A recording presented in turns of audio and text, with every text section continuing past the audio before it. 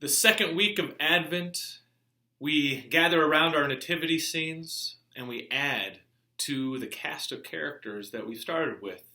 Last week we began with, just the manger, just the stable, as well as the animals, those who are most likely there, those who, the manger and the stable are for.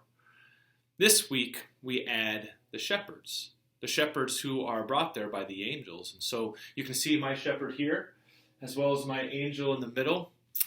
And of course, things look a little bit different this week for me. I had to step up my game. I moved my manger scene down to my dining room. I also got some lights around it, and so it's a little bit more festive. But the thing that Pope Francis reflects on when he reflects on our new characters, our shepherds, he reflects on their poverty, and he reflects on their humility, and says it was because of their poverty, because of their humility, that they had a unique vantage point to be able to see what was essentially new, what was essentially good about what God was doing.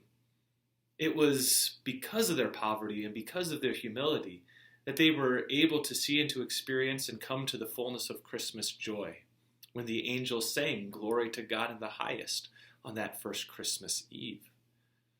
You know, it's important for us as Christians to remember that poverty truly is something that we are all called to.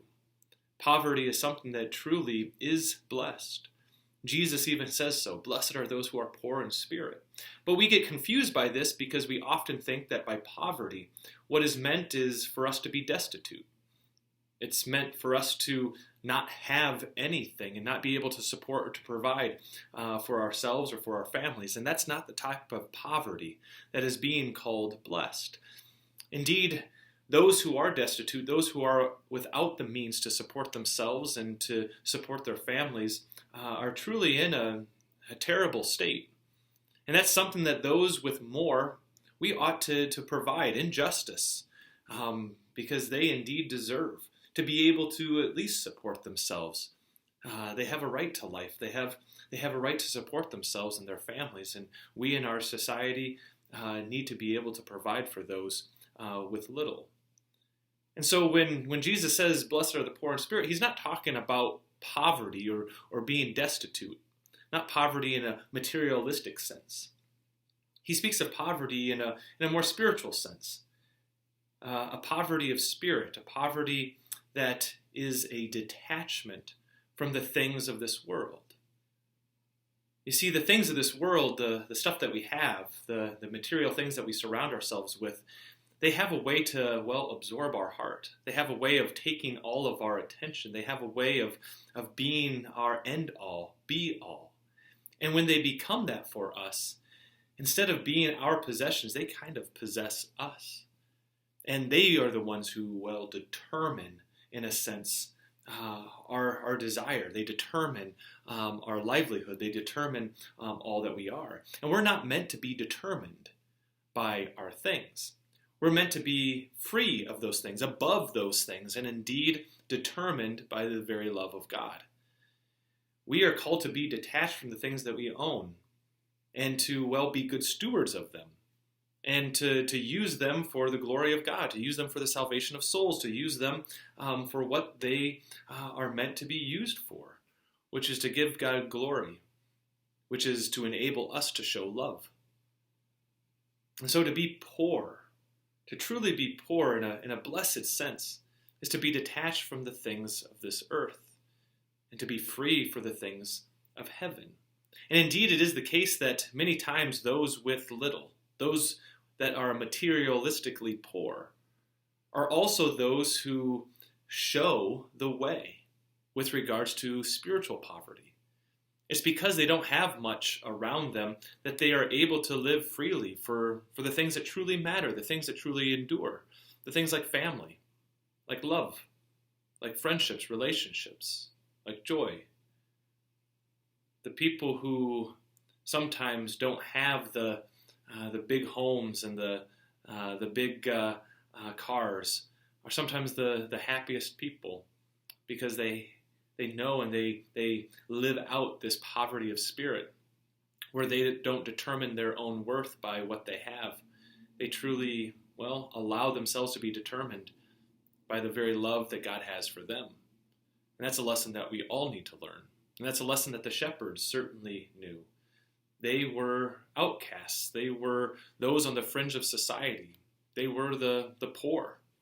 They were the ones that could be pushed to the side. And yet, because of their poverty, because they were poor in spirit, they were also in a very unique and wonderful situation to be able to see the glory of God. And so that's why on Christmas Eve, the angels appeared to them. They were, in a sense, open to seeing the angels, open to experiencing that joy. And because of that, they ran to the stable, they ran to the manger, and there they witnessed their greatest joy on earth, seeing their God made flesh. It was because of their poverty that they were, in a sense, humble enough to be able to see what was essential. And that's the other thing that Pope Francis says about the shepherds. He says they actually saw and witnessed what was most essential about life.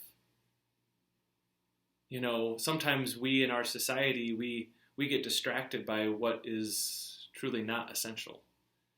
And the shepherds remind us that if we truly want to live out our Christian lives as Christian disciples, we need to be about the things that are most important.